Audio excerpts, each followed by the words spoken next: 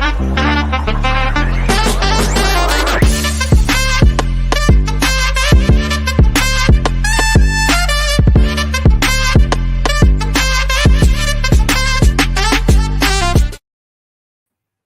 back to Straight Facts. I'm joined by the treble winner, the man who was at the party with his players. Big Steve is here.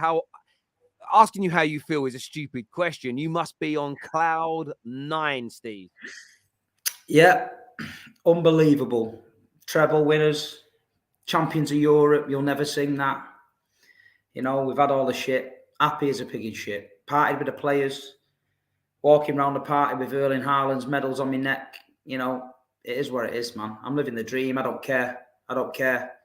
I'm living the dream. For a City fan, my age, from what I've seen to now, yeah, it doesn't get better than this. No, it can't get better than this for you. Well, the only way it gets better than this is if you retain the treble next year or do the quad. But it's immortality. You know, only 8 clubs have done it. Only 8 teams have ever done it. Sorry, 10 teams have ever done it in the history of European football. It's the rarest achievement that can be made. And look, there's a lot of thumbs in the eyes of a lot of people that doubted you. And I was saying backstage, it's why over the years I've really kept my powder dry when it comes to City, because I felt like you've been tracking towards this for the past 4 or 5 years, no matter what. And yes, people can say charges and they can say oil money. Until it's proven you broke rules, you've achieved it in the legitimate way. We'll wait and see what comes out of that. But this is always coming, and it's why I kind of kept my mouth shut. You know, a lot of people have set themselves up to look silly. My view is this. You know, I saw a United fan on a stream not long ago say, "You'll never be bigger than us until you do a treble." Why didn't you say you'll never be bigger than us until you win more trophies than us? At least that's maybe 10, 15 years away. People are crazy, and you did it. But you know what the thing is, though, Terry? Yeah? Do you know what the thing is? I don't want to be bigger than Man United. I don't want to be bigger than what I said it to Robbie on the Lad Bible video when he said Arsenal are bigger than Man City. Okay, you're bigger than us, but have you ever won the treble? Like Phil and Gary Neville? Has he fucked? I have. So, you know what I mean? Big club status. Listen, if you get told all the time, you're never going to be a big club until you win the European Cup, yeah? So we've won the European Cup and we've won a treble. Are we bigger than Man United? No. Man United's a big club. They got more fans than us worldwide. They sell more shirts than us. That's fantastic. That's been like that all my life. So I don't want to be bigger than Man United. I am perfectly happy being in the shadow of Man United winning the treble. I'll take that all day. So these people are trying to... Do you know what you get now? You get a lot of Man United fans trying to justify this big club status. You don't need to justify that to me. If it makes you feel better, I will say live on air now, Man United are bigger than Man City, and that's great, and I wish you all the best. But that little club, the tiny little club, Little City from Manchester, just won a treble. Yeah, that apparently is impossible to do. So we're happy over here, Terry. If you want to be big clubs and sell more shirts in Singapore and talk about 99 and all that, you can do that. We're happy with that. We're just doing what we're doing here. Little old City just ticking along, breaking the records. Erling Haaland smashing the Premier League, you know, winning these trophies every season. We're happy doing that. We don't need to be a big club to do that. So this is the thing for me. I kind of get the rivalry and there's banter and everything else, but that's why the last 2 months have really confused me. One, I didn't understand United fans wanting you to beat Arsenal to the title and match the treble. That made no sense to me. But what was equally as confusing is how every other fan base has jumped on a bandwagon to attack Man United with ha, ha, ha, City have done a treble, City have won a Champions League. And there's part of me thinking, you're laughing at me because another team has matched a great achievement that we have, but you haven't done it. That, for me, is the most embarrassing bit. Gooners, Chelsea. I've even had Spurs fans in my DMs saying, ha ha, your history's gone because City have done a treble. And all banter aside, you guys have got it, and I don't like how that feels. But it doesn't change how I feel about mine. Your treble, Steve, you'll love this forever. But when you're laying there in hopefully 50, 60, 70 years' time on your deathbed with all your family around you, this treble is still going to feel good. Legitimately, it will. No one can take it away from you. What's really crazy is, again, that's where I feel like the football world has gone into a real space of what I call dead banter, where it's just boring. Of course, City had the capabilities of winning a treble. They invest well, brilliant run club, best manager in the world. I kept my mouth shut about it. All I ever said is if they do it, it's going to be a massive achievement because it's the hardest thing to do in football. They've done it. So I'm praising City. I can't be dealing with this. You'll never do it. And then when you do, you try and tone it down. Now, some people say, Terry, that's fandom. For me, it's boring. It's boring. Like, find something better to have a pop at them with. But you guys deserved it. What was it like being out there? What was it like being amongst it? No, it was brilliant. Like I say, the fans out there were insane. That we got there on the Thursday, the Friday night down at Navidad Street, and that was unbelievable. The atmosphere, there's no trouble there. Just loads of fans enjoying themselves, partying. The fan zones and stuff that they opened up were okay. It was all right. UEFA's just got to look at where they decide to have these finals, because trying to get to the stadium, 3 hours for a 30-minute journey. Getting out of the stadium, people are still in the car park at 4 a.m. on a shuttle bus trying to get back to the city to celebrate the biggest night of their lives. It's not football. It's all right for people watching on TV. They can go out to the pub or have a pint and that. There's people on a shuttle bus for 4 hours, can't even have a piss or go for a drink, and they've just won the Champions League. They should have learned the lesson last year in Paris. The Paris one with Liverpool, where it was a joke, and then this season they put it in Istanbul. And I'm not being funny, this season's at Wembley. Now, you can call Wembley whatever, but I tell you what, it'll be better run than that. And apart from that, we had a good time. The City fans had a great time. We was representing England over there. We was representing our country and our club. There was no trouble, no mither. Inter Milan fans were in good spirits. And it was a really great occasion. And it was good to see a lot of City fans I've known over the years. People were emotional. It was, the pressure was on us. We started to feel it a bit. We had 2 already in the bag.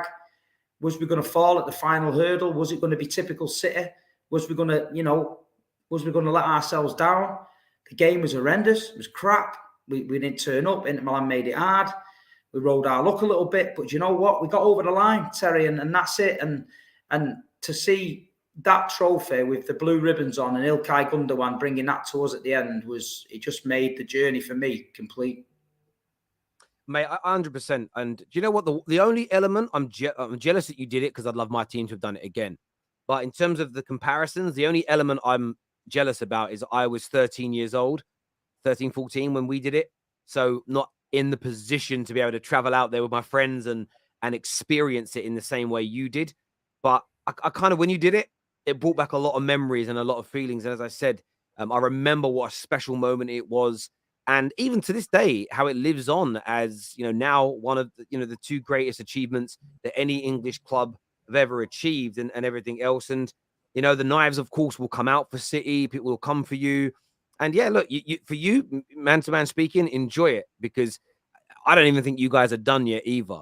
Pep, there's talk about maybe he leaves at the end of his contract in 2 years' time. I've seen some reports saying that. Other reports have said that he might sign a new deal. But whatever happens for the next 2 years or so, you're still going to be the hardest team in England to beat. You're probably still going to be the best team in Europe as well, as far as I'm concerned. I think you've been the best team in Europe for the last couple of years. You've just not been able to get people just got to respect it now, Terry. Like, I know it doesn't suit their narrative, and I know it doesn't, and I know it upsets a lot of people. The genuine Man United fans I've grown up in Manchester, the ones I see on a regular basis, the ones that go United week in, week out. 20 years ago, they were ripping me apart, and rightly so. We were in the doldrums. We deserved it. We were shit. Soon as the final whistle blew and I got signal on my phone, probably the first 10 messages that came through on my phone were from Man United fans saying, "Well done, Steve. You fucking done it. You deserve it, lad. Go and celebrate. Fair play to you, because you've been there and done it." And that does me. Then you get the messages online of people I don't even know. I haven't got a clue about my journey or anyone's journey. So I ignore them, you know what I mean? But the real recognise real in it. And them Man United supporters, they said fair play. They didn't want it to happen, but it happened. And all this nonsense about whose treble's better. There's no treble better than no treble, right? It's banter, right? It doesn't matter, does it? Manchester United Football Club have done the treble. Manchester City Football Club have done the treble. Nobody else ever has. So the 2 Manchester clubs can stand there with a chest out with a treble.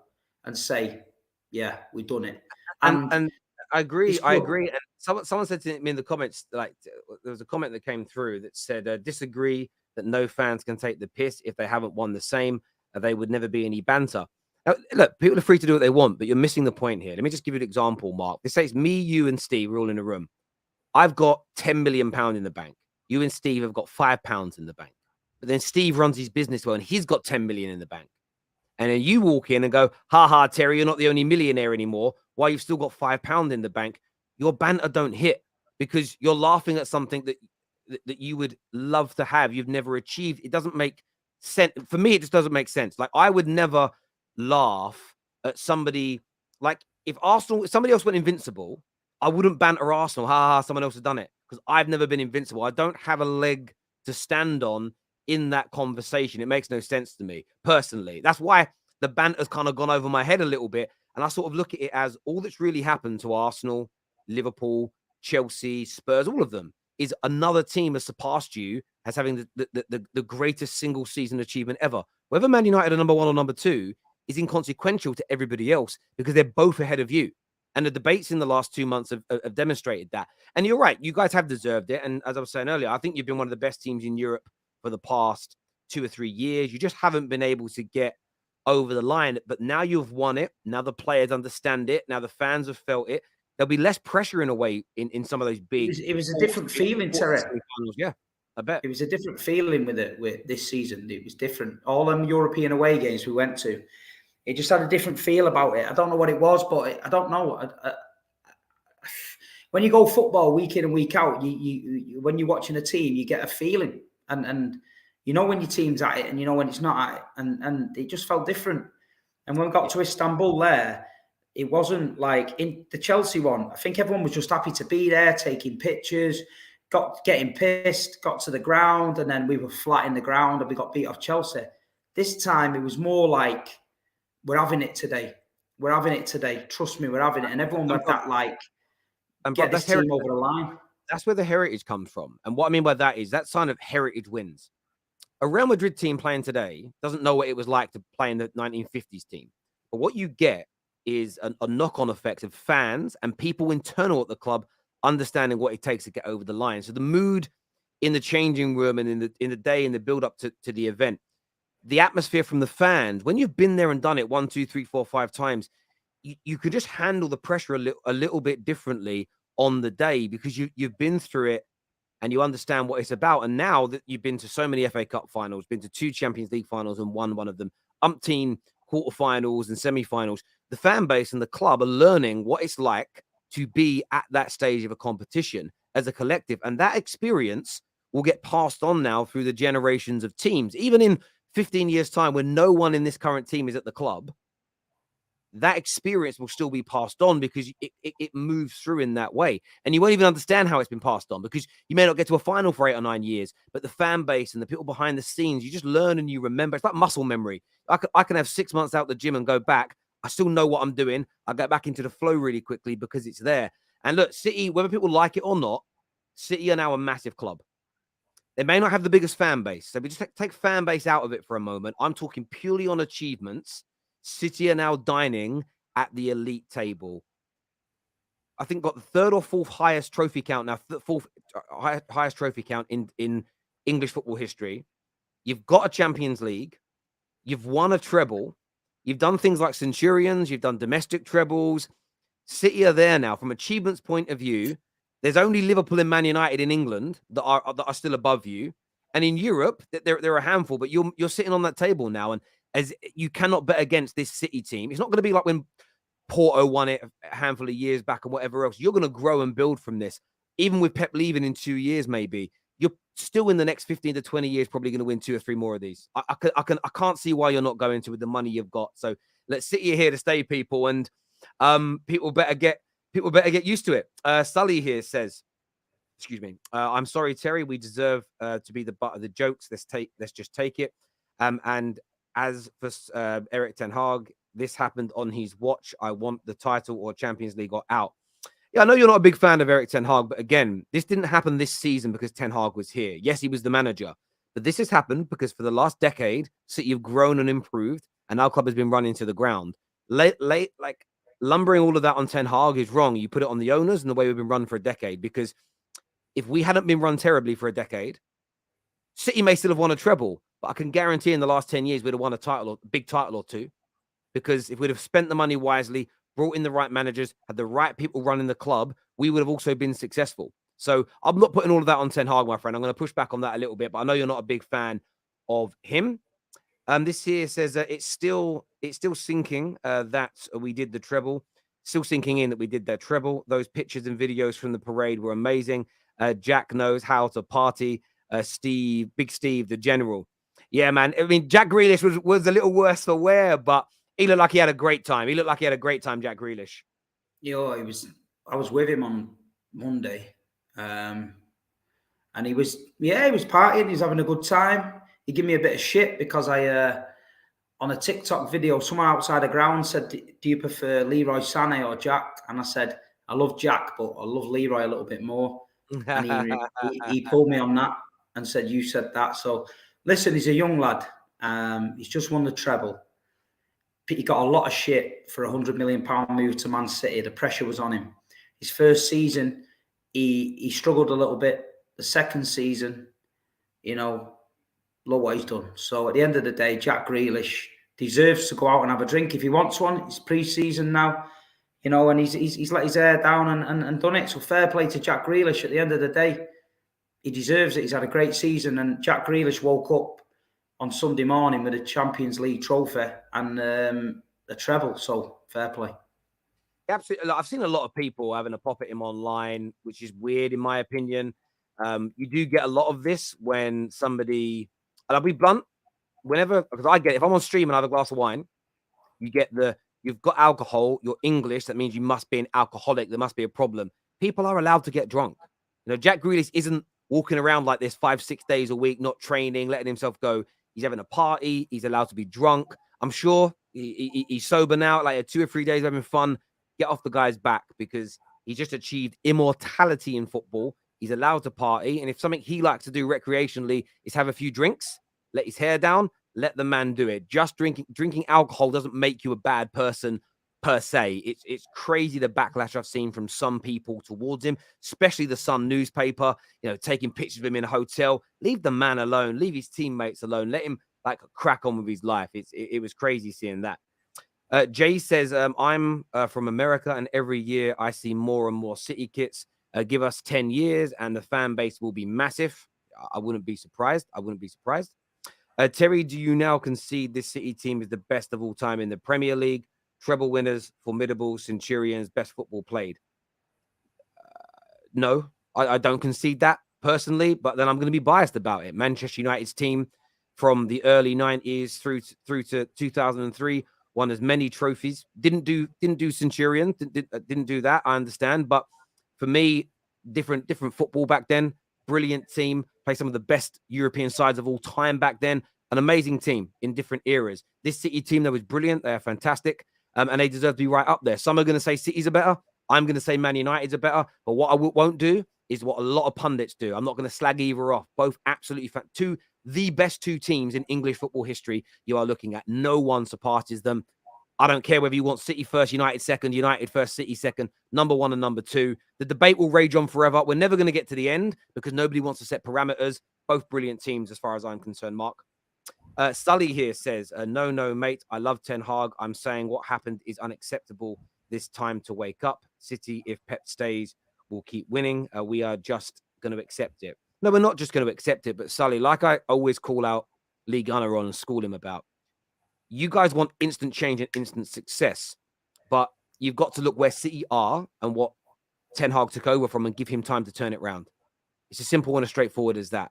It's not just the manager and his tactics that make a team brilliant. It's every single element of the football club being run brilliantly for a prolonged period of time. It's going to take time for Man United to turn it around. So I'm not anything that happened. Look, we lost the FA Cup final. Fair enough. You could say we could have done better in that game. But at the same time, people are telling me this is the greatest English football team of all time. So what do you want? We've got to improve next year. We've got a challenge, no doubt. But I'm not angry at Ten Hag because City have done a treble. I'm looking at the owners of my club and how poorly they've run it for the last decade, my friend. That's my view. Big Steve, now that you've your treble winners, Big Steve, now that you won your treble, where's that Big Steve pub you said you promised us? P.S. Saeed is in hiding in Kenya. Is he in Kenya? He's in Kenya, yeah. Okay. The second City won the treble. He's joined the Woo Woo tribe in Kenya, and he's gone out there. He's gone out there to find himself again because it's hurt him that much. Last time I seen him, he was he phoned me last night, and he was he was in the outback somewhere, getting as far away from me as humanly possible. I love it. He's having a good time, and he's okay. I checked on him last night. He's cool. Oh, good. I did see that he was away. I just didn't know he was in Kenya. Who will be the most dangerous city in the Champions League next year? Who do you think is the biggest challenges for you next year? Liverpool. I agree. I'm not going to disagree with that at all.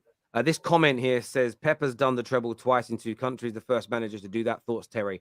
Pep's one of the GOATs. Pep's one of the greats. Again, people always kind of come to me about Pep. For 5 years, 6 years, 7 years consistent now on the terrace. I've pushed back against him being called a checkbook manager, the nonsense that he can't win the Champions League without Messi, all the things that degrade Pep, I've never joined in with because I find it dead banter. I don't find it funny. And I think everyone who says it is boring. So, yeah, he's one of the GOATs. And, I've said the other day on my stream, he's on course to overtake Fergie in terms of total trophies. And when he does that, I'm going to say he's better because I don't change my logic to defend my own club. Fergie's the GOAT because he's won the most. If Pep wins more, which he's on course to do, he's going to be seen as better than him. There's no doubt about it.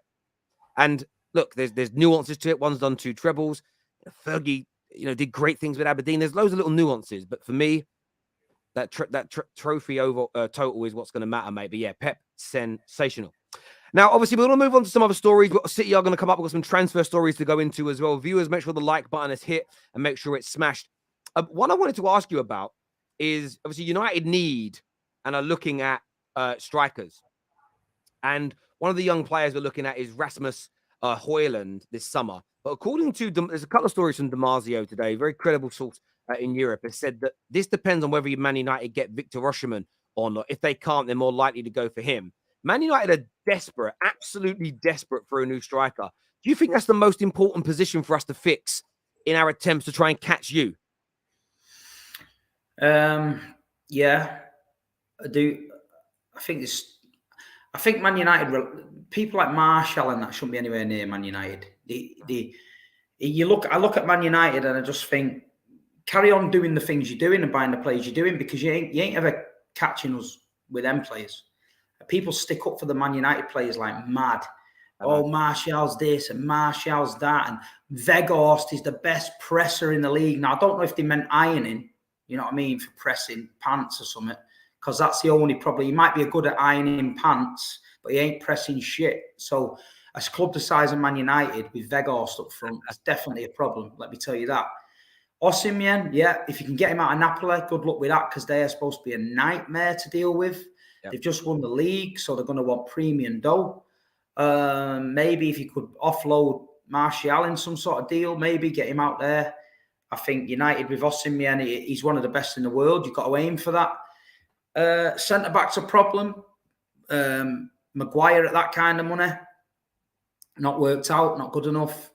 So for me, United need a centre-back and a striker, and maybe the Christian Eriksen's deal's not worked out. Whether they want to call it or not, it's not worked out. And the sooner they realise it hasn't worked out and move on and start getting the right signings, then they'll finally move forward. If they persist with these players who are not good enough and are average, then Man United will just stay below that level they need to be at. Yeah, I get that. I think with Eriksen, I don't think was ever part of the plan to be the main midfielder next to Casemiro. I think he was there as kind of backup and rotation. He ended up playing far more than we really expected him to. But we have to look for better than that. I think what you've said about Martial is right. There's talk of Sancho leaving, and there's loads of United fans, but maybe one more year. Then you've got to be cutthroat. And I know it's a different manager to what bought him.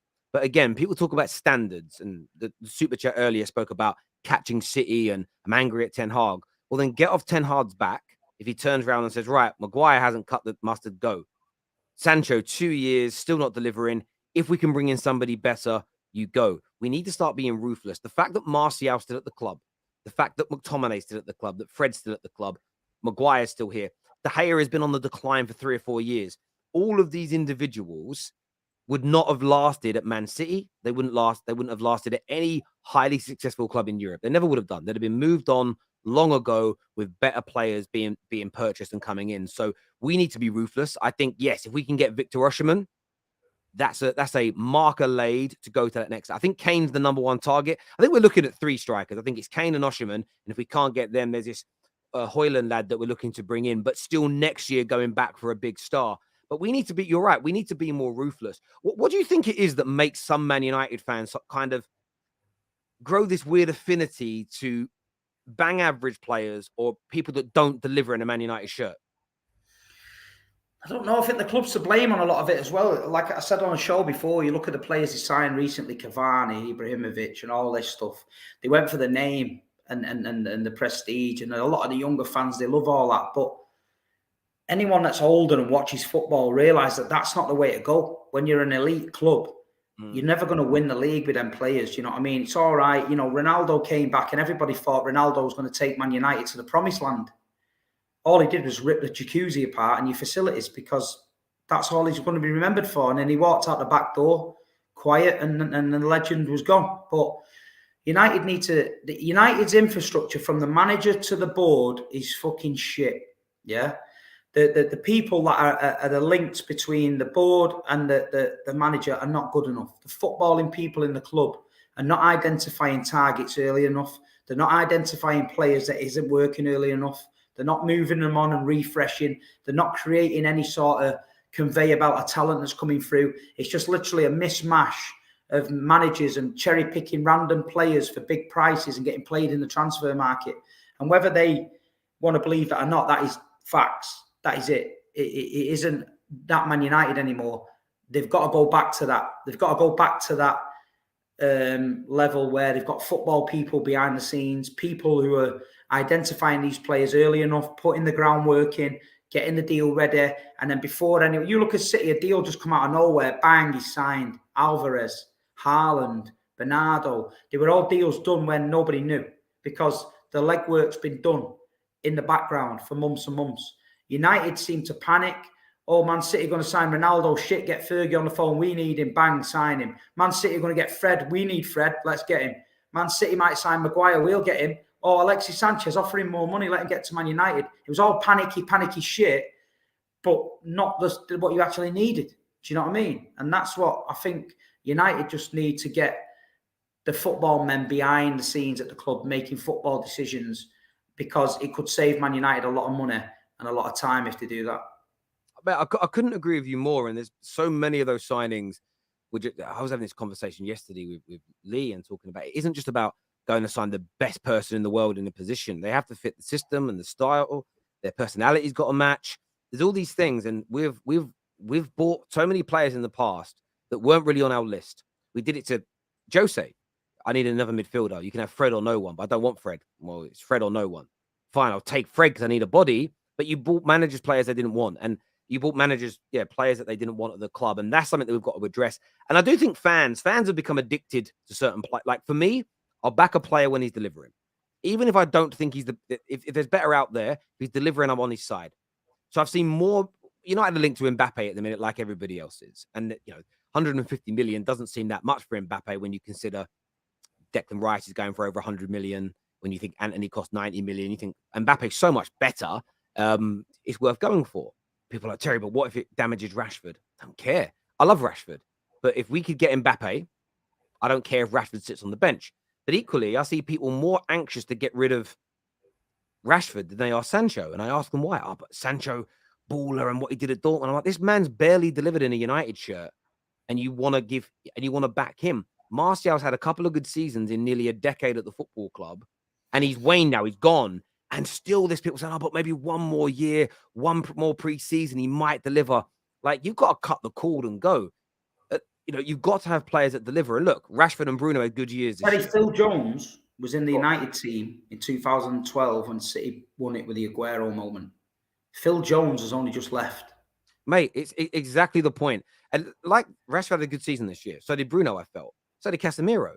But if next year they're awful, I wouldn't be shocked or annoyed if we brought someone in to replace him or if they were moved on. Maybe not Casemiro because he's got a much bigger body of work. If Rashford had a terrible year next year and then was relegated to the bench and somebody else was brought in and a year later moved on, but we improved as a team, I didn't care.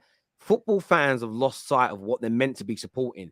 Player agendas, standing their favorite players, and over-indexing players that they like the look of in terms of how they look when they're playing rather than what they deliver, as opposed to supporting a football team and going, right, those 5 players delivered for the team this year, so I'm going to say, well done. Those 5 players, whether I like them or not, didn't, therefore they're going to be condemned.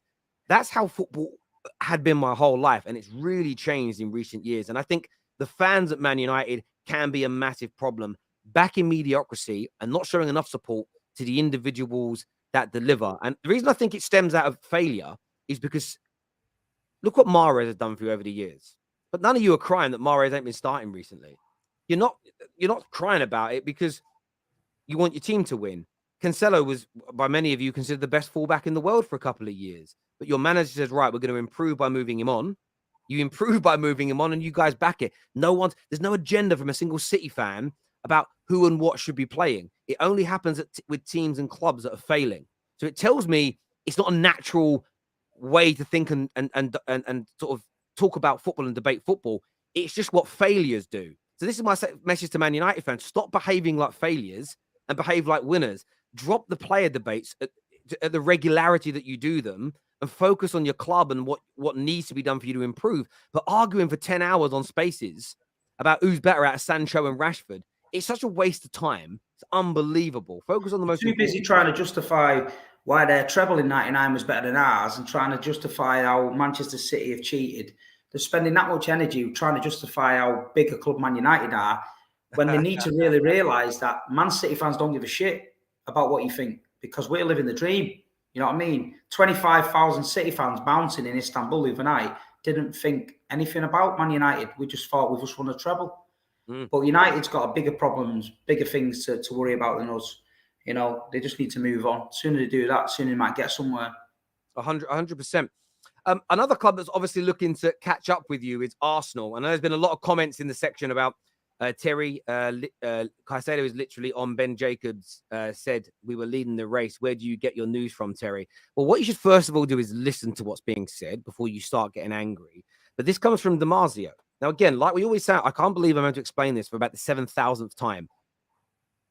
Don't worry about the headlines on the titles. We are presenting to you a news story that is trending. And Damasio has said that Declan Rice and Moises Caicedo will have a domino effect. If Rice goes to Arsenal, Caicedo goes to Chelsea or Bayern.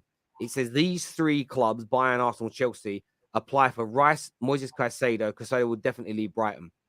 He also then goes on to say that Arsenal's interest in Kai Havertz is genuine. So again, I'm not saying Damasio is right, Ben Jacobs is wrong. Your job as a fan is to listen to this. Is what I don't know about you, Steve. When we were younger, you'd see a headline on the back of a newspaper and you and your mates would discuss it, wouldn't you? You wouldn't get angry that the Daily Mail had a different headline to the fucking Times. You'd debate them. I don't know what it is with football fans nowadays. They get angry that different journalists have different opinions. It's crazy to me. So that's the news surrounding that. We'll get on to Caicedo in a minute. I wanted to ask you, this Kai Havertz news that Arsenal are interested in him. What's your thought on that, genuinely? Well, look at him, what he's done in the Premier League. He's been at Chelsea for how long? He's not set the world on fire. Where's he going to play? You know what I mean? What's his role at Arsenal? I don't see it. I don't see where that's come from. I don't know whether that's his agent trying to get the news out there, trying to get it bumped up or what, but it's definitely a selling market at the minute for me. I think that the selling clubs who have got decent players know that a lot of big teams are short. Liverpool, Arsenal, United, Chelsea all need to improve, so they've all got to dig deep. And I think the Brightons of this world can sit back and relax. The Napoli of these world can sit back and relax and get an extra 10, 15 million out of people. So, you know, it's going to be a mad summer. I mean, City only have to tweak, I think, depending if we lose Gundogan and Bernardo, there'll be big losses. But there's some teams that need 6 or 7. There's some teams that need to shift 6 or 7. So it's going to be a mad summer, but Kai Havertz, I just don't know where that fits in. I don't know. He was linked to Real Madrid the other day, so that's what makes me think there's an agent out there throwing a load of bullshit about, because one minute you're linked to Real Madrid, now you're linked to Arsenal. It's like, it sounds like someone's talking him up to me. It could be. I'm going to have to leave you talking to the audience. I've got to run and have a quick piss. I'm busting, mate. Sorry. No problem. Listen, people, welcome back to my show. This is Big Steve, and this is the treble winning show. Yeah, I'd love to do this because Terry will hate this. This is all about Manchester City winning the treble. Yeah, and so go out, get the video. Manchester City versus Inter Milan. Manchester City 1, Inter Milan 0. Rodri, yeah, treble winners, 2023, Manchester City Football Club. Check my tattoo out. Yeah, check that out. Yeah. Done in Istanbul, in the roughest gaff in the world. Yeah. This is my show now. Straight facts with Big Steve, not Terry's. Yeah. It is what it is. So if you want to talk about Man United, you're on the wrong show. If you want to talk about Liverpool, you're on the wrong show. It's the Man City show. I know you don't like it. I know you're upset. I know Terry's gone for a piss and you hurry up that he comes back. But this is my 15 seconds of fame. Yeah. Manchester City won the treble. Yeah. Like Phil and Gary Neville. So leave your treble trophies in the chat, yeah? Get the free trophies up, yeah? James Munro, that tattoo is wild. Mate, if you'd seen the tattoo shop where I got that tattoo done the other day, you wouldn't believe that I went in there. Let me tell you that. It sold kebabs, women's clothes, and tattoos. But when you're living life with your mates, you just roll with it.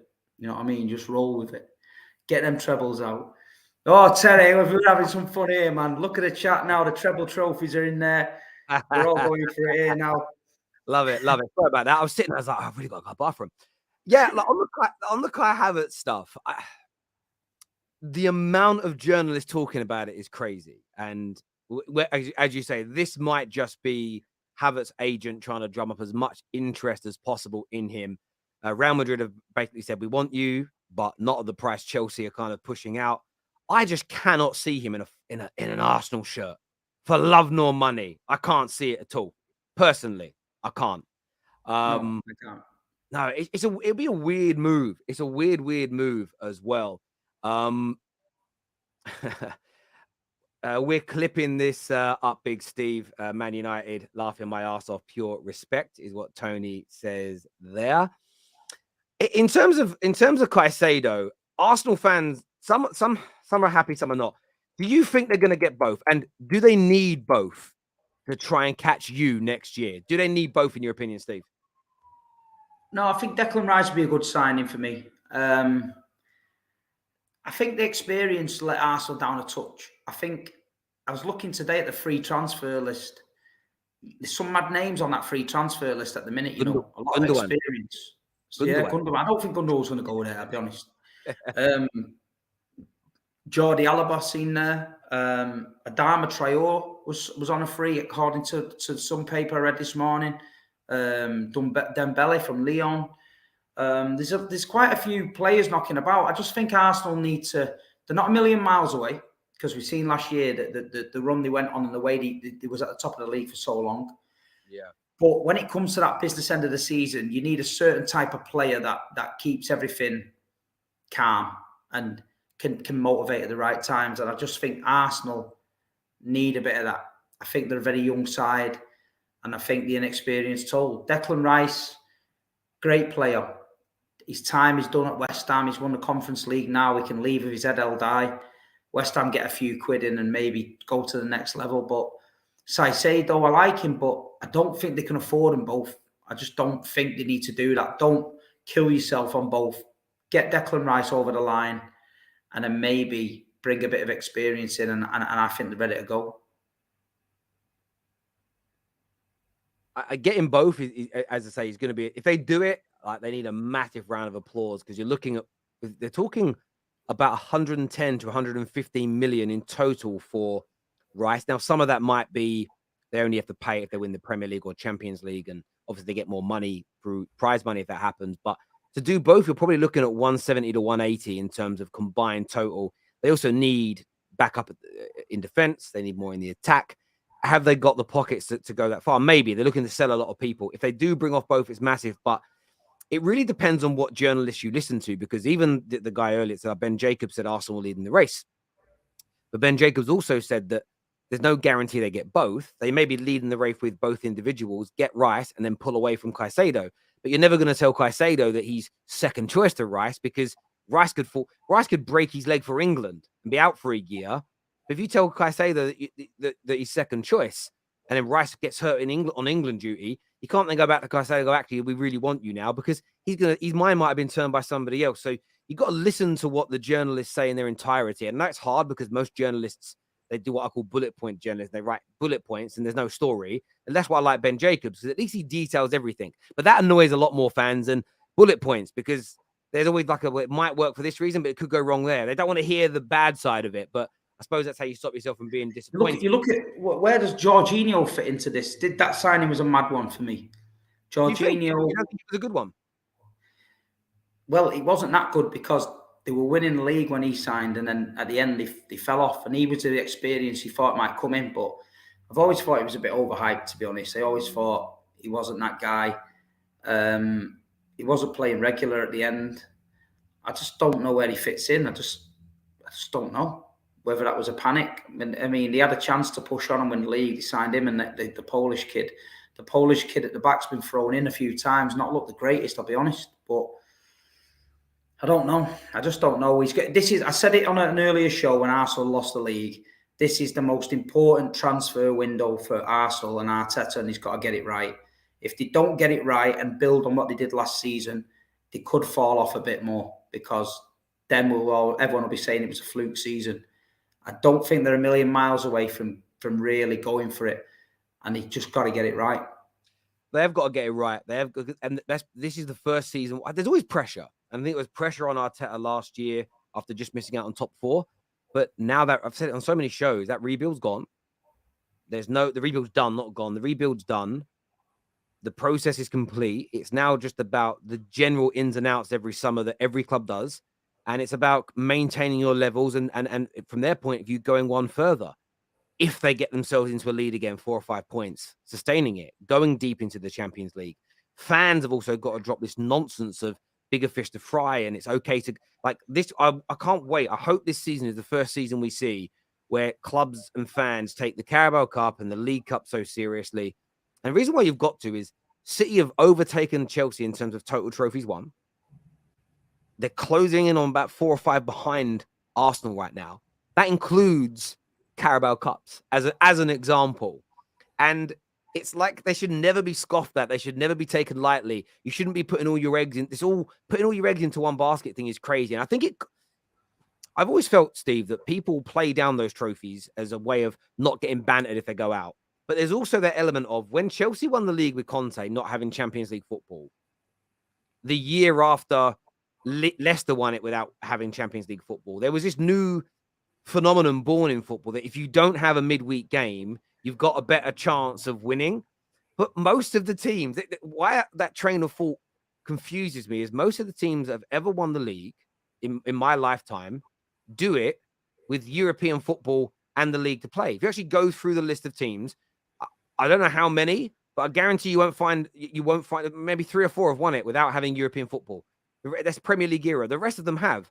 So the sheer body of weight proves that having 2 games a week, whether it makes it easier or not is irrelevant. You've got more chance of winning the league that way than not having Champions League football. I think you keep your players fresh. That rotation, and when Fergie brought rotation in the late 90s as a new thing, it's what kept his teams more consistently above his rivals because his fringe players were fit. Like when you have a team that doesn't play, like if you've got fringe players, Steve, that sit on the bench for 2 months and don't kick a ball, and then there's an injury and there's a big game on Saturday, they're not match ready. They're not ready to go. You need that rotation. So, yeah, for me, they've got to take things seriously next year because there's nowhere to hide now for Arsenal. They need these players. They need to go big next year because they're at the party now and they've got to deliver as far as I'm concerned. Jamie says Havertz is Ozil 2.0. He's not as good as Ozil, to be fair. Buddy says, great point, Steve. I agree with you. Chike says, Steve, Saturday was my birthday and City doing the treble was an amazing birthday present. Will United challenge if they get Neymar, Kane, and the Sheikh. I'm going to tell you a story about Neymar off air. So just put that one to bed. Oh, I can't wait. Everyone knows I like a little off-air story. There we go. Steve-O, should City get Neymar or Mbappe? Listen, all I keep saying is trust Pep. I can play fantasy manager with the best of them. I think we should go out and get everyone, but it's who Pep decides he wants in the system and who he wants to play. And City's got a big summer as well. If we lose Gundogan and Bernardo, it's massive, massive. But people said, oh, you've lost Jesus, you've lost Sterling, and you've lost Zinchenko. And everybody at the beginning of the season laughed and said Pep made a mistake and you've sold these players to your rivals and look at you now and this, that and the other. And we won the treble. So people just need to reserve judgment on it.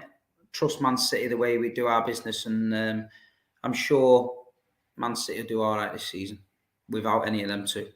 The thing is, sometimes that's what can also galvanize a team. When they're, I remember when everybody said Everton would get relegated when Rooney left. He was their best player, even at 16, 17, 18. He left and they had their greatest season in Premier League history. Their greatest. Yourselves, written off when you got rid of those players, you went on to win a treble. So I kind of feel like, look, there's a part of me as a fan that's like, yeah, if Silva goes, Gundogan goes, Mahrez goes, Pep in his last 2 years, maybe City will drop off. But that's just pure, I'm going to be blunt with you. That's just pure hope that it happens. Nothing to do with really believing it can happen. It's just pure hope. But Mbappe, I'd say, listen, Israel, I'll answer that. Not that I'm a City fan. Mbappe, yes, because he's him and Haaland, best two in the world. And I reckon you can find a way of making it work. Neymar, no, too injury prone. Why sign a player who can only play 15, 16 games a season? Will City get a natural left back this year? Been saying for the last 6 years we need a natural left back, but he's changed the whole system this year. We played the Champions League final with 4 centre backs at the back, and it works because we don't get exposed now round the back. When we had Cancelo, Kyle Walker, and that bombing up the pitch, we were getting caught on a counter attack a few times, and we were getting stretched. Whether he signs a young left back who can come in every now and then and try and learn this inverted role, I don't know. Because we all know that John Stones can play inverted on the right and Rico can as well. But it works with the centre-backs. I mean, they talk about Gvardiol, yeah? And for me, watching Gvardiol this season for Leipzig when he played City, he can play, he is a centre-back, but he can play left-back as well. So I'm thinking that ticks 2 boxes for me. I'm thinking that makes sense.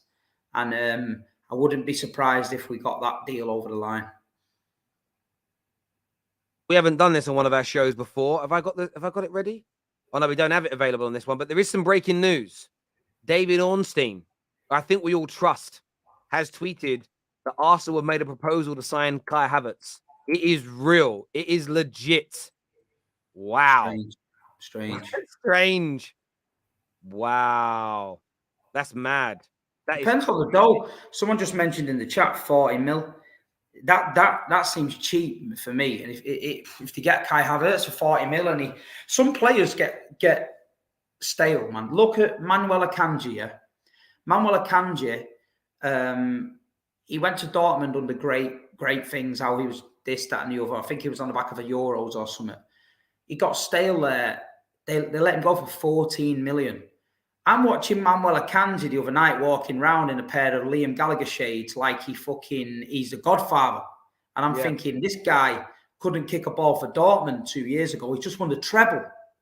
So some players get a new lease of life and need a spark and they kick up the arse. And Kai Havertz might sign for Arsenal and just fucking take off. Could do it. A lot of people have said that about Mason Mount. Why?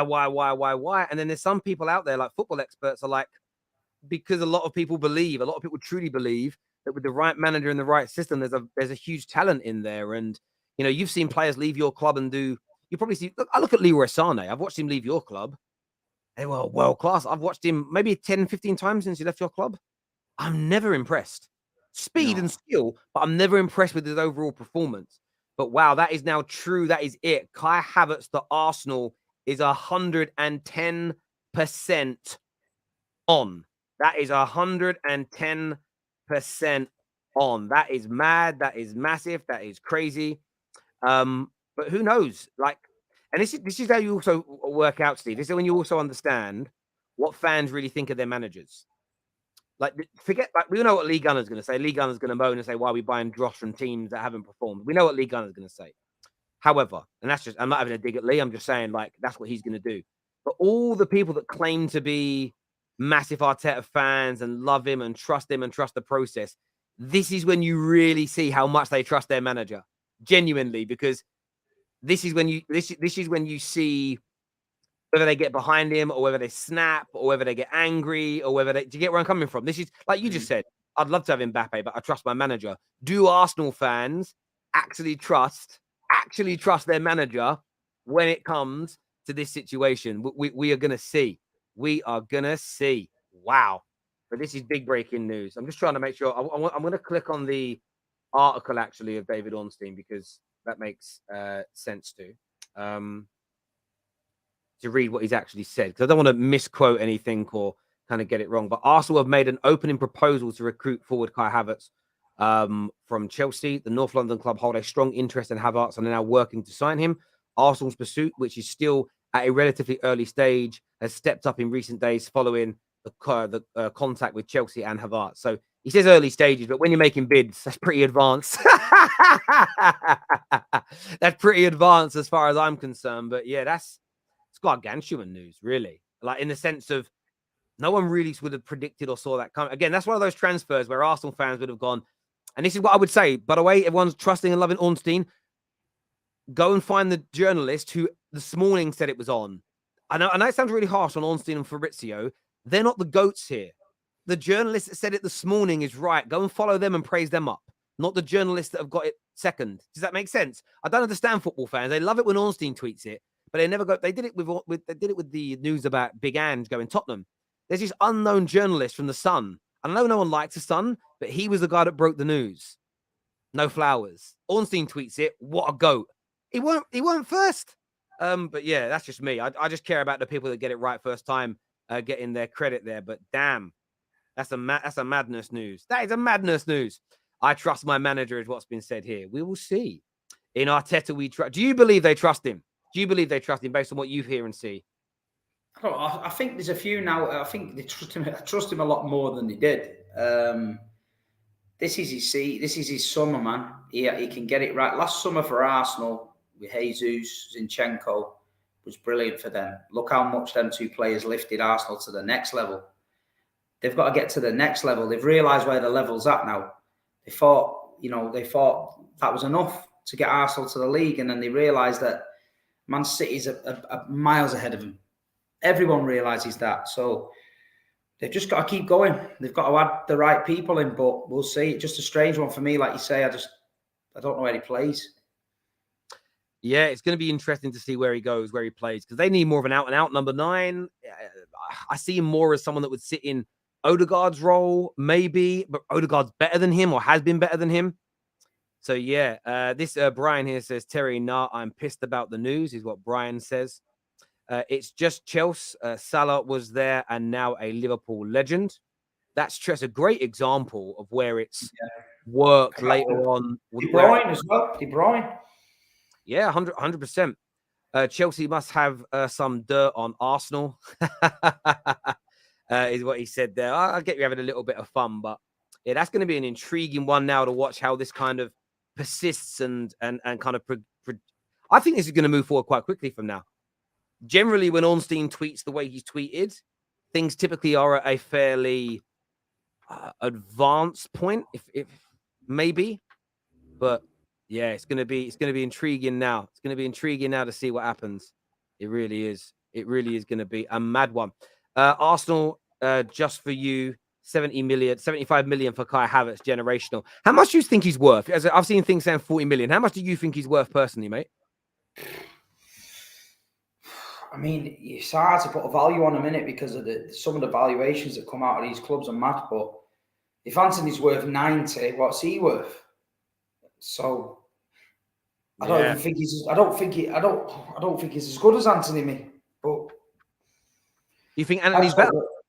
I don't know if Anthony's got a bit more potential. I just think Kai's just, every time I've watched him, he's just flattered to deceive. You know what I mean? He gets in some fantastic positions, doesn't finish. Fucking scored against City in the Champions League. That made it worse. I don't know. I mean, I think Chelsea need to get rid of a lot of players. So there's a few bargains at Chelsea, I think. So I don't know. I'd say probably 50 mil. Yeah, I think 50 mil is about right. And again, I hope it isn't too high because his price might end up dictating what Mount costs and vice versa. You might see a bit of a sort of mix up there with the two. But yeah, it's interesting there. So check Ornstein's tweet. Yeah, that's already been done. Gunnar Dan, thank you very much.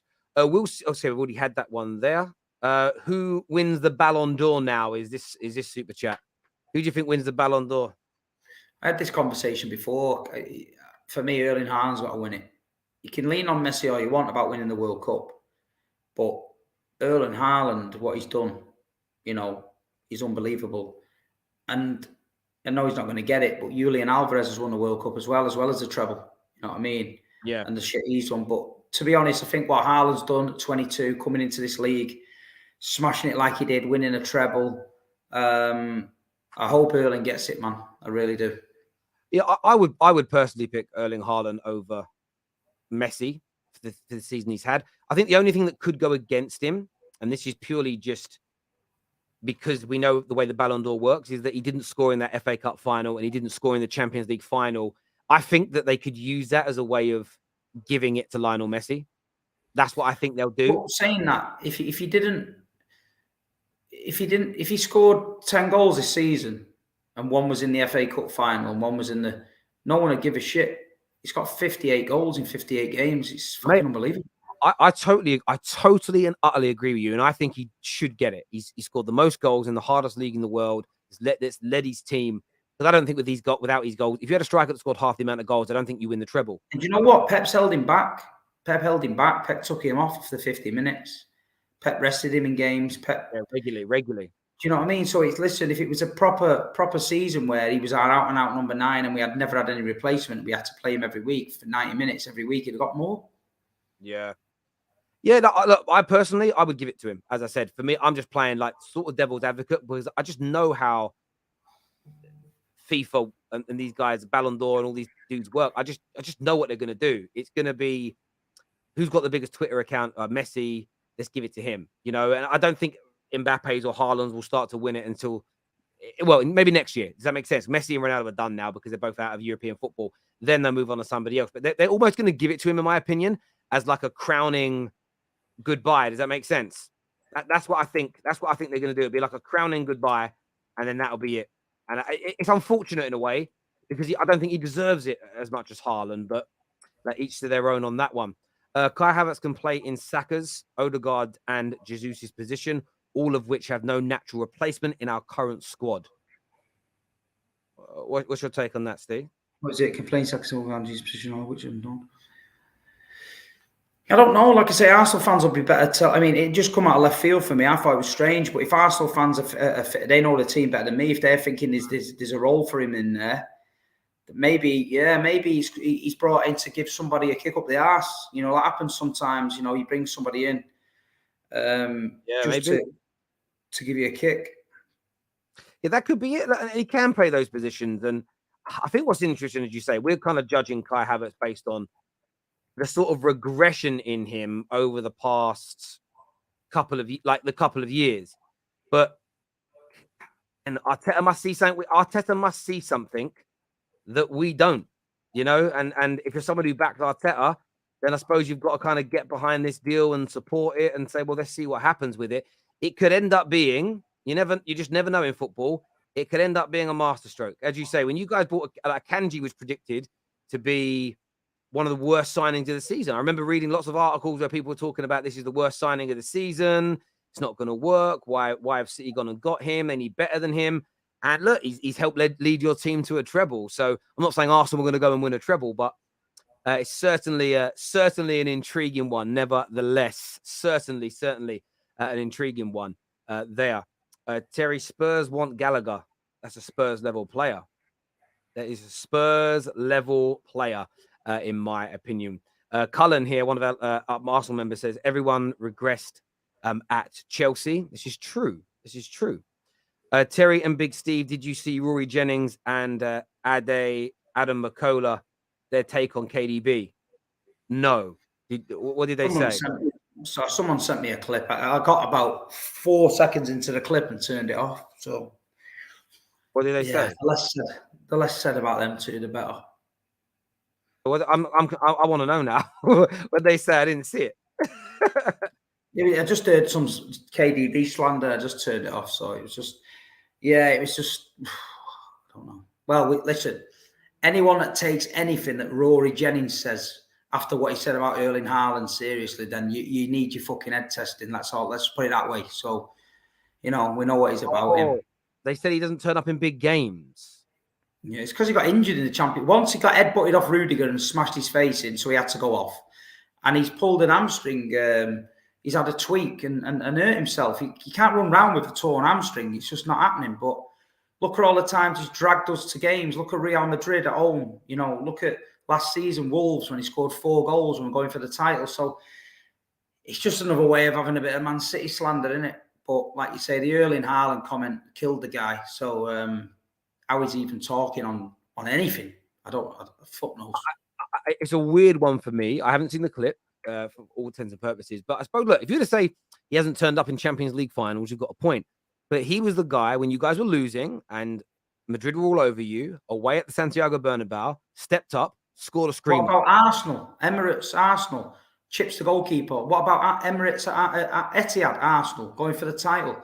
Kevin De Bruyne has been one of the best midfielders in the world and one of the best midfielders Man City's ever had. So I'm not being funny, but, Rory Jennings and Adam McCullough talking about Kevin De Bruyne, it's like, keep that shit out of your mouth. It's just not for you two, that one.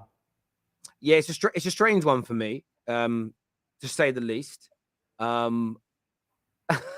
It really is. I actually saw another clip of Adam McCullough today. I saw 2 things of one of Adam McCullough and one of Howson that I'd never seen before. The one of McCullough was McCullough having a go at Mark Goldbridge, saying that YouTubers now just say things for clicks and use fake names, and that made me laugh. I just thought I'd never seen that before. And then I saw one of Howson's, and maybe I have seen this one before actually, where he said that Woodward has been worse for Man United than the Munich air disaster. That was. No, have you seen the worst one that he just did? The news thing. He's dressed up as a news reporter, Howson, with a shirt and tie on to do a news bulletin explaining Manchester City's charges. Now, I'm not being funny, but that guy, someone needs to check on him. Mental health, whatever. No, Manchester City's now ruining his life. I thought he'd lost the plot when he said, you might as well be Celtic. And then he said Pep Guardiola was going to get ridden all over the Premier League by Eddie Howe. And then he said that Man City will never be as big as Man United and all that nonsense. So everything he's come back to haunt him, and his way of dealing with it, instead of burying your head in the sand and thinking, you know what, I need to keep my mouth shut because I've been made to look a knob, he's done a news bulletin, like somehow a news round. Remember News Round when you was a kid on BBC CITV? It looked like News Round, and it's the most embarrassing, cringy Man United effort of explaining something. Come on, lads.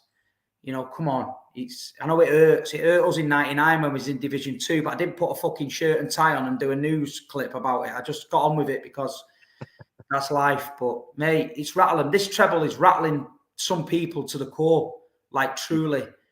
In fact, I think you should set up if there's any trained counsellors out there that can speak to people that are suffering with Manchester City envy, we'll get a phone line set up and I'll throw a few quid in and I don't want these people to suffer anymore. We might as well get them help. You know what I mean? Man City envy, a chat line or something. You know what I mean? We'll help you out, man. Yeah, I don't know. I'm just probably old and boring. That's probably what it comes down to. I just see some of the banter and I'm just like, oh, they haven't really said that, have they? Mainly because, you know what I think it is? I don't think it's come old and boring.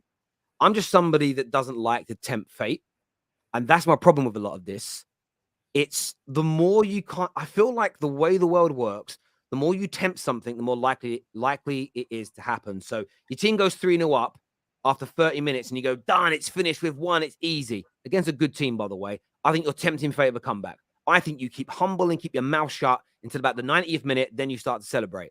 That's why I'll look at people's watch-alongs and half the time I think, are you really celebrating because that or saying those things? Or are you saying it because it's a double-edged sword? If you say we're clear, we've arrived, we're outside, we're going to win now 3-0, and you look a genius.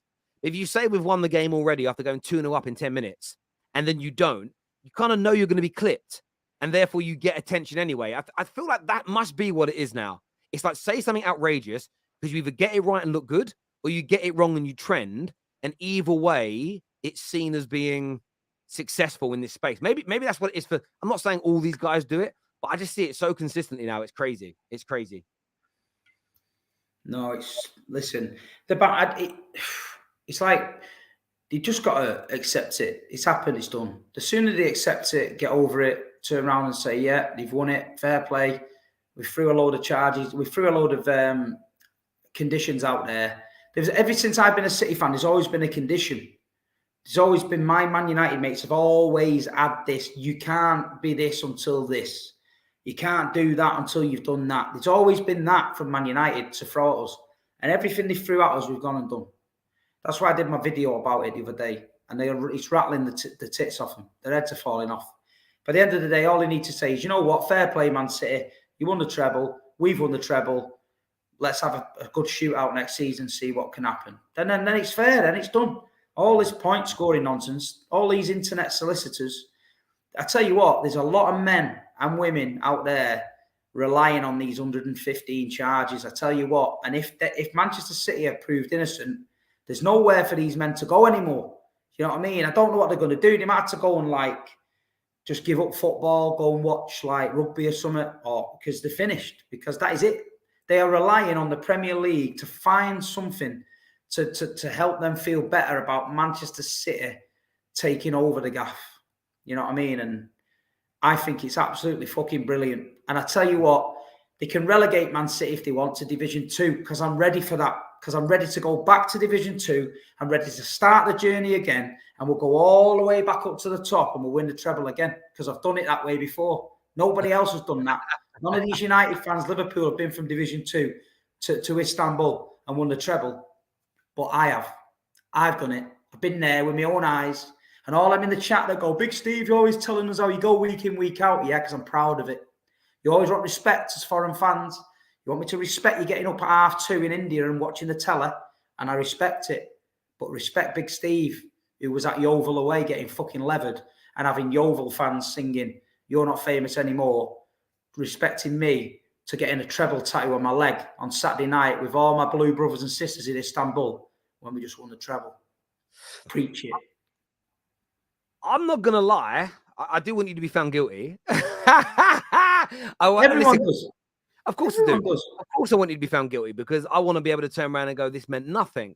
At the same time, though, I'm not putting my eggs into that basket. I've already got my brain into a position where I can accept that you've won what you've won and it's real and legitimate. That way I can get on with my life, because otherwise, bitterness eats away at you. And I just don't do. People think I am bitter, but I can assure people I'm not. It's a crazy one. But in terms of people having outrageous takes, look, sometimes it's great and it's funny. Like, I do fan channel review once, twice a week. I love listening to it. But as I've always said, and this triggers some people, I don't take it overly. I don't take most of these people that I laugh at seriously. And what I mean by that is, I enjoy your content. I find it entertaining. It's not who I go to be informed. Does that make sense? Like, I don't go to watch it and go, oh, I'm going to learn something about football today. I go to watch it because I'm like, they're going to say something outrageous.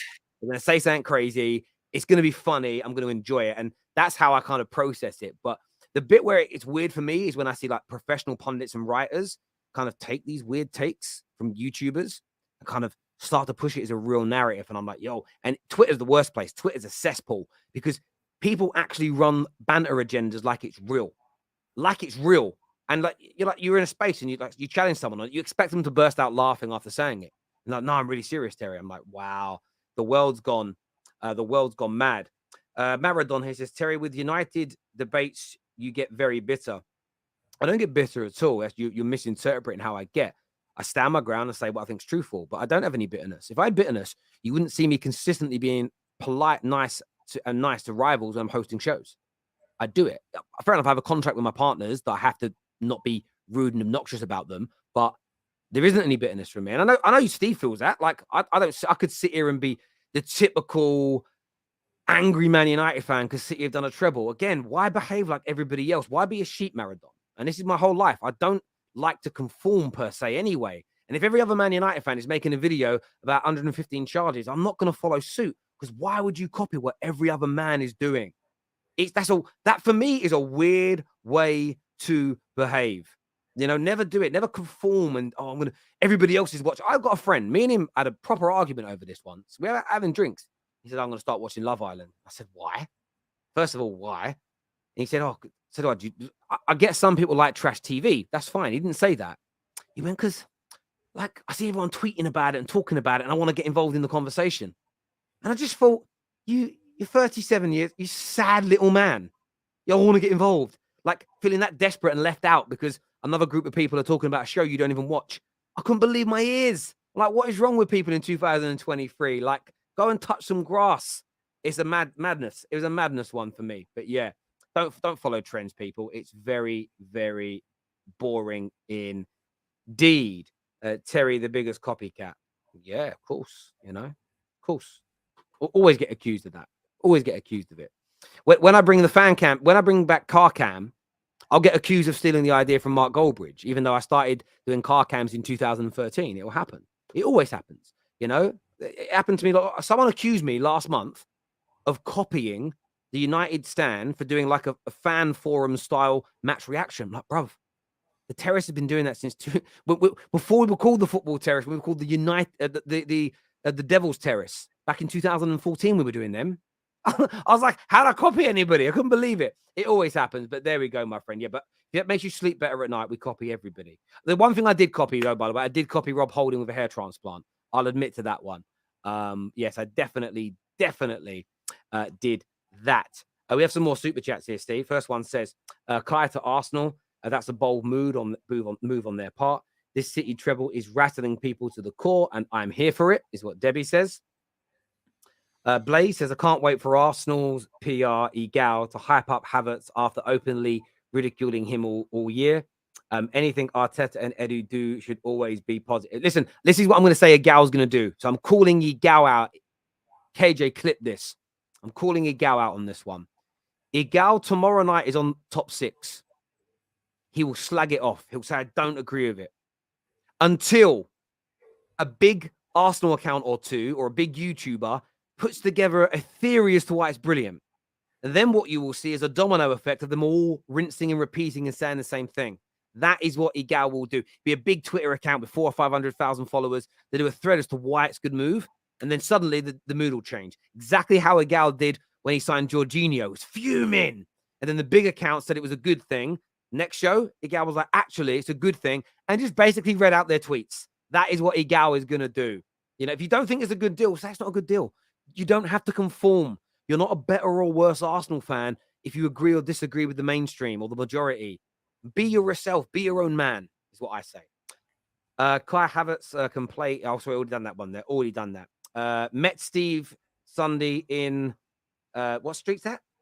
Neversane Street. Neversane Street. That's Jerry Stack said he met you. Neversane Yeah, Street. we had a big party there on Sunday. It was unbelievable. Jerry, I met loads of fans out there. I'm a man of the people. Balotelli turned up and bought everyone a beer. Nice. Nah, it was good, man. Good atmosphere, but big up, Jerry. There we go. Listen, I want to say a big thank you to everybody that's tuned in. I want to say, why are you obsessed with Egal? Somebody super chatted about him. You just put yourself in the mud there, Bravs Sport. I didn't bring him up. The super chatter did. So honestly, some of you need to go outside. Stop watching YouTube this afternoon. Please go outside, touch some grass, find a girlfriend, find a boyfriend, hug your mum, get some breast milk off your mum, something. You've got to do something because some of you are tripping. You really are. Listen, Steve, always the best one. Yeah, in the comments, I always get, Steve, you're still pissed. Yeah, Big Steve. I've not drank any alcohol for the last 4 years. I don't drink. And on my, when they see my videos and everyone's partying in the street, they presume that I'm drinking and I'm going mad. I'm sober. I'm the one putting people in taxis who can't stand up. I'm the one looking after people's phones because they dropped them. I'm the one who's watching for people pickpocketing people. I'm just a man of the people. You know what I mean? That's just me. But for your information, Big Steve does not drink alcohol because I don't like it. But there you go. There we go. There we go. Congrats, Steve, on the treble. What do you guys think of Havertz as a number 8? Do you think he will be good for us, Arsenal? I don't know. It's puzzled me. I'm going to go home and have a look at that deal in a minute and just see what the hell's going on there, because that's blew my head off. It blew mine off as well. Listen, everybody, where's this here? At the Premier League annual meeting today, clubs unanimously agreed to amend owners and directors' test to prohibit fully leveraged buyouts. Yeah, we knew that was coming. That means no one could ever buy the club the way the Glazers did ever again, which is great news for football. Same thing here from Monty. Thank you very, very much for that super chat and donation to the Football Terrace. I want to thank Steve for coming on the show as ever. Always a pleasure. Viewers, make sure like buttons are smashed before you go. We'll keep you up to date with all the latest transfer stories that are going on. Top 6 show tomorrow at 6 p.m. So make sure you're tuning in. Mo's on, Gal's on. We're not too sure who else is, but we're getting more people on. Until next time, take care. Goodbye. God bless. And we'll see you. Oh, hang on. We had one more come in. I actually think people are sleeping on Havertz. He would suit the Xhaka role, even though I think there are better options. Depends on the price. And that's from Brendan, who hates Mikel Arteta. This is the guy that went trended for calling the players pussies. So thank you very much. I thought you were going to be angry about it, Brandon, but there we go. The opposite effect has happened. Listen, people, take care. Goodbye. God bless. And we'll see you all again very